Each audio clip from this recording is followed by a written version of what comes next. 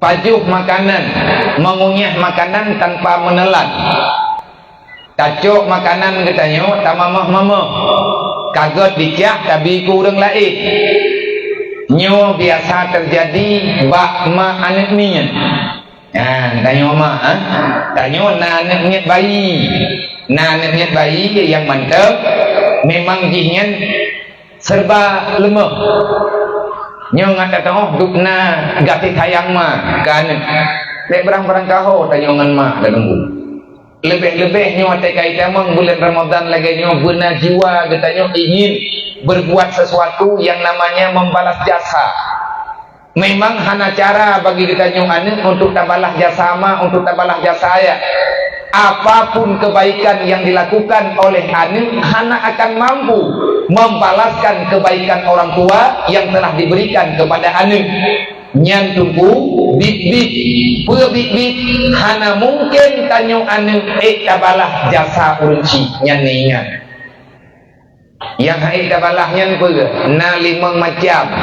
Yang kali keperiksa memang hanapat balah. Yang pertama, darah yang itu biat awate melahirkan. Yang hanapat kan tahu. Hidroma wate melahirkan. Betatu pula lagi tanya mana. Walaupun tanya uranyo kajet ke magok, walaupun tanya uranyo kajet ke yahgok, tapi betai ingat tanya nama drot, nayah drot. Udah intak ditanya dalam dunia. Jangan pernah kamu merasa hebat dan sudah lengkap memberikan kebaikan kepada orang tuamu. Tidak akan pernah cukup untuk membalas jasa orang tua.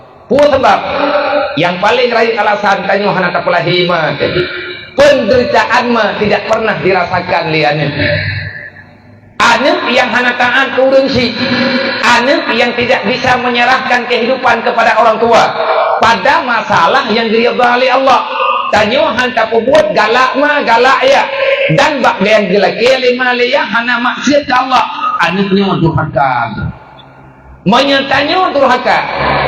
Kagak kira anak yang hana yang rakyat salah dengan urunsi ada berangkapan le tak ibadat, tak puasa sunat, tak puasa wajib, tak sedekah bulan Ramadan, tak pegat makanan ke urang buka puasa man saboh di sablang pulo. Tapi ngan ma tidaknya hanagat hubungan, ngan ia hanagat hubungan. Ada mate selamat iman uro kiamat du lang uro kawelu.